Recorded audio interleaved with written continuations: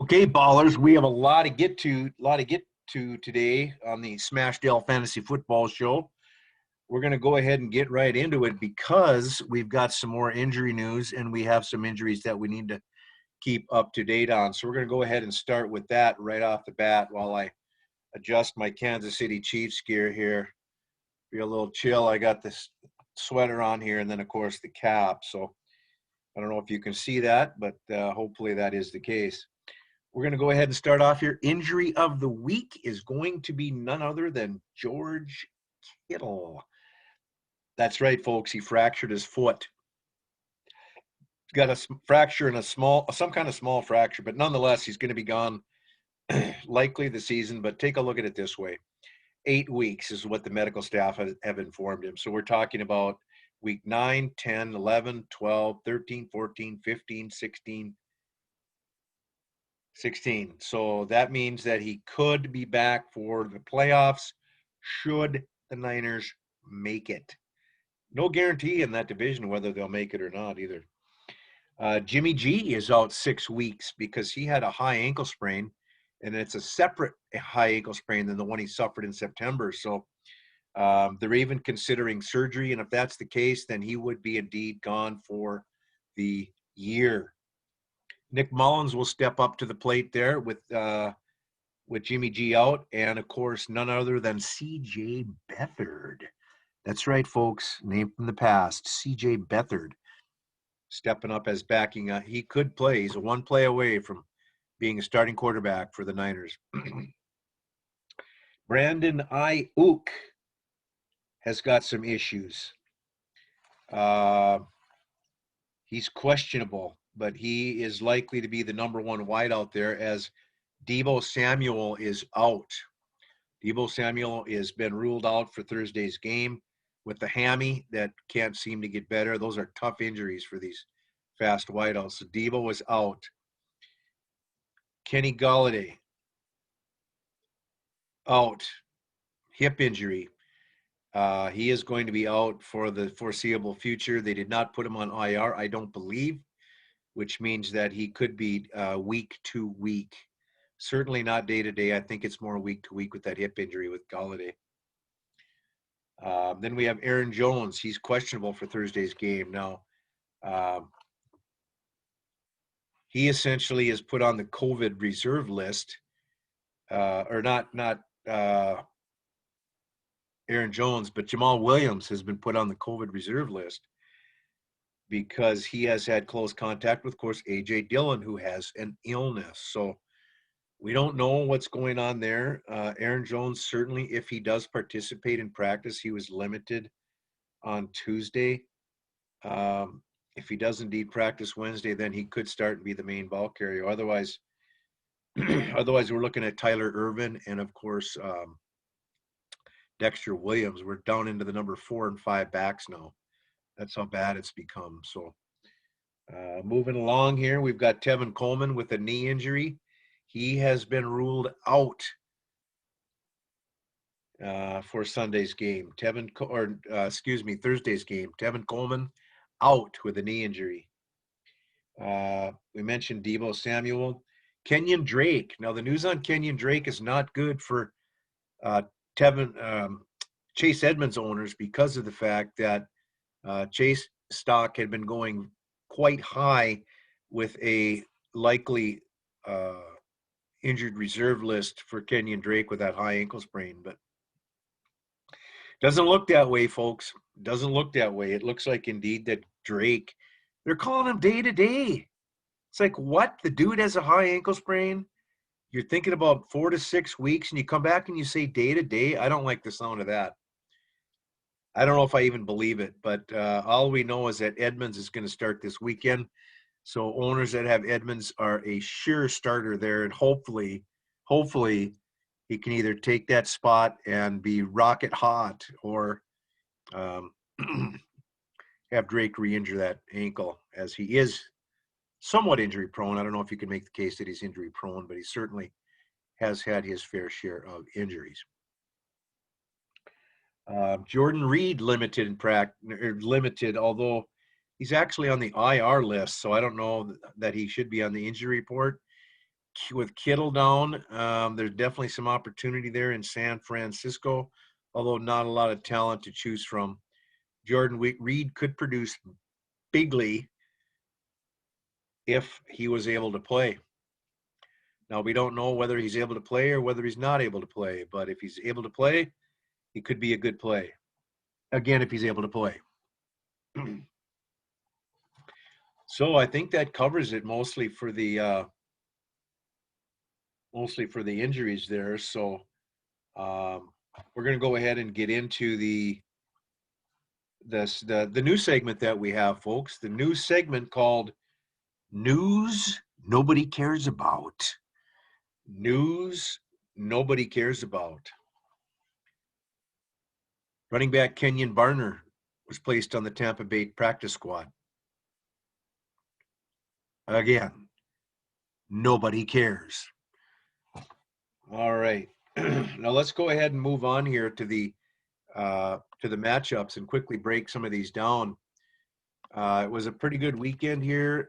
Things tightened up even more. Excuse me, with the 8 weeks down than they were before. Again, a lot of these injuries are going to have an impact on the ability to field a lineup. And also the buys, folks. The buys, folks, are going to come into play here. And we're not going to get into previews on this one. This is basically a recap and news update. We're going to start out with Laces. Now, Laces put up a 160 and handled Purple People pretty easily. Purple put up his normal 112 in that 1-teens area. So Purple People slips to 4-4 while Laces goes to 6-2. Again, Mahomie had almost 50 points and DK Metcalf had, excuse me, almost 50. So you take those two guys at let's see, they were 90. So they scored 90 of his 160 points. So good thing for Laces. So hard to compete with them there. All right, and then we move into Boomer Nation against Crazy Horse. Now Boomer slips to 5-3 with the loss. Crazy Horse to 4-4. And Crazy put up a 145, very respectable score. Most of his guys put up decent day, and that's where he got. Everybody pitched in. As far as Boomer Nation, he put up a 66.63, and it looks to me like the big hit there was Mike Davis down there in Carolina, and Jimmy Garoppolo. Jimmy Garoppolo, of course, was hurt. So, and then Rashard Higgins didn't ball. Justin Jefferson didn't ball out because of the game plan. Jimmy Graham, all these guys are in the 3 to 5, 6 range. So you're not going to win with that, but don't count out Boomer Nation. Just when I start talking him up, then he lays a big egg. But he's also got Zach Moss, who put up a decent game. I would have played him.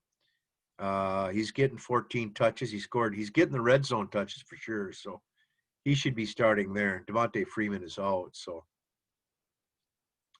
might want to think about that over maybe Robbie Anderson or Rashard Higgins in that vein.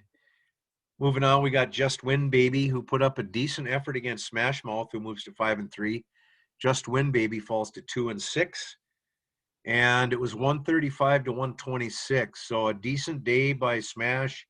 Mari Cooper put up 1 for 5. Deontay Johnson 1 for 6.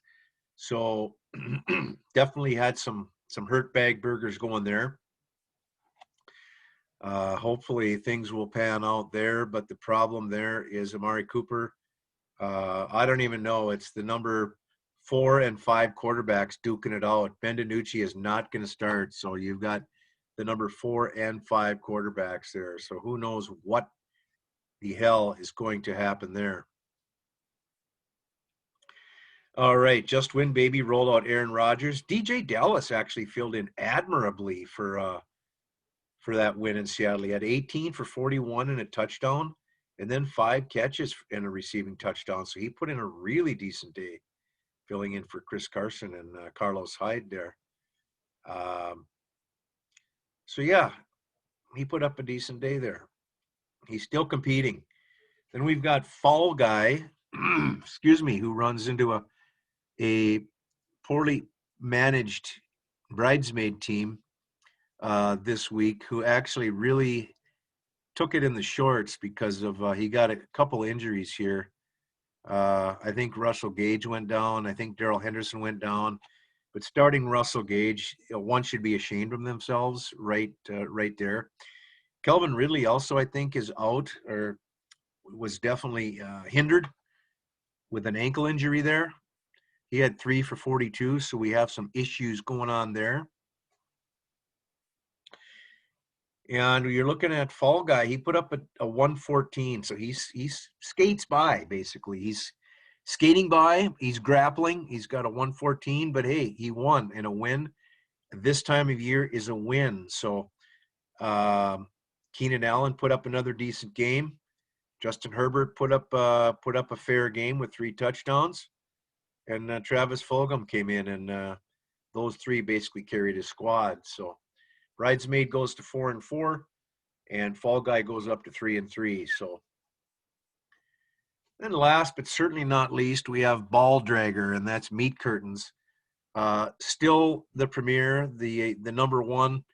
He still is dragging his balls on the pavement. They got a little scuffed last week with a loss. So he's got a few scratches and dirt on him, but he's still dragging them along the pavement as if, nothing to see here. I'm just dragging my balls on the pavement. So put up a 155 again. And to Ragnar's 99. So Meat goes to 6-2. Ragnar drops to 3-5. And of course, Russell Wilson paced him along with Elvin Kamara and Robert Woodsy. So you really don't have much to say about that Meat roster because he's putting up numbers no matter who he puts in there. He's got a pretty good he's also got Le'Veon Bell and Christian McCaffrey and Miles Sanders. So he's not hurting in the running back core either. He's very balanced and very scary. If his receivers stay healthy, he's going to be tough to beat, but he is a little bit weak in the receiver core. He's got DJ Chark, but other than that, he doesn't have anybody. So he better hope that his receivers stay healthy for the long haul. So that's it, folks. As far as the standings, or as far as the as far as the matchups went. So here we are in the one division here, the Valhalla division. We've got Smash Mouth at 5-3, Purple at 4-4, and Crazy also tied at 4-4, with Purple having the tiebreaker there.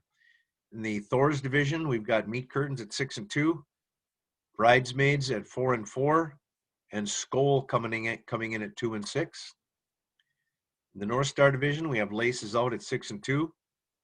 CC Fall Guy is at 5-3, firmly ensconced in second place there. And then we have Boomer Nation at 3-5. So he's lost 2 in the division, which will hurt him, but a lot of season left here, folks. We got 5 games left, and that can certainly tell the tale of 2 tales as far as tails go. Going down to Iron Range, Half Chub goes ahead and gets his squad back up to 4-4 with a wait a minute. Now, is that game final? Let's go ahead and look at this as we go to press here. Yes, that game is final, of course, because it's Tuesday. What did that game turn out to be with Chubby? Did we go over that one? I don't think we did. I think we missed that. Didn't we? Half Chub and Skull? I think we did. Anyway, Half Chub going to 4-4, outdueled Skull 126-118. Skull almost put that away. If Josh Allen would have had his regular 30-point day, he would have indeed won the day against Half Chub, who had a subpar day from Lamar Jackson and Todd Gurley both, as well as Tyler Lockett. So a down day and a very dangerous squad for Half Chub. So let's go ahead and go back to that standings. And in that last division there, Iron Range division, you've got Half Chub at 4-4, Ragnar at 3-5, and then of course Just Win Baby coming in at 2-6. So essentially, everybody is theoretically still in the running. You can certainly qualify with the 6-7 record or a 7-6 record. Right now, we have basically 3 teams over 500 in the entire league. We have 1, 2, 3, 4 teams at 500, and that would leave 3 teams. 4 and 3 is 7. Okay, so we've got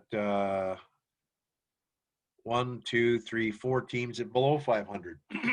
So a lot of parity going on here, and it looks like any given Sunday, because the only team that's really putting up consistent numbers these days, guys, is Meat. He had 1 down week is all he had. So I certainly can speak for Smash when I say it hasn't been consistency at all. In fact, it's been inconsistency.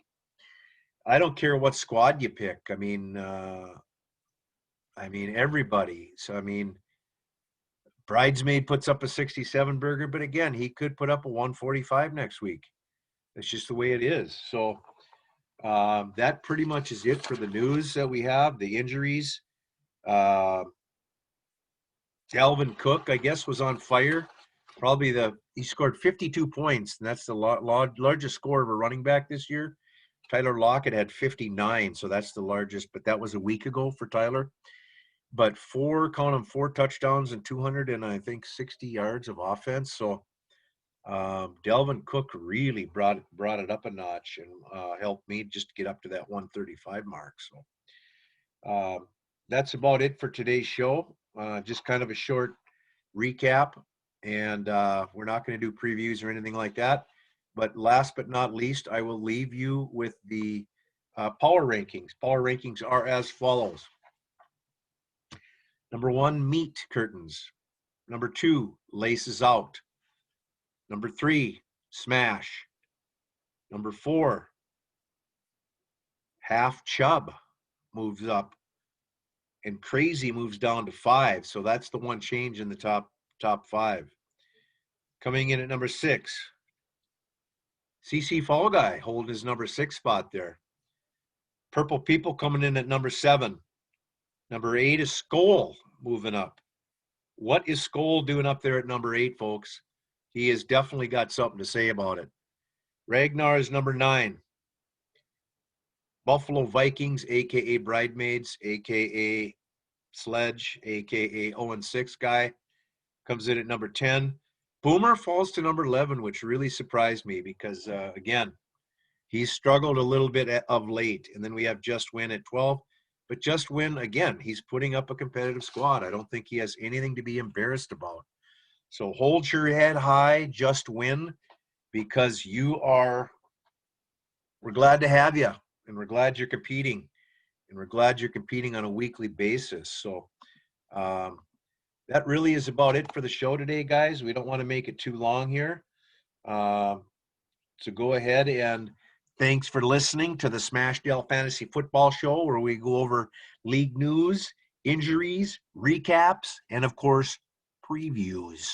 So thanks for listening, folks, and we'll catch you on the next show, which will be we'll have an owner on there. So thanks for listening.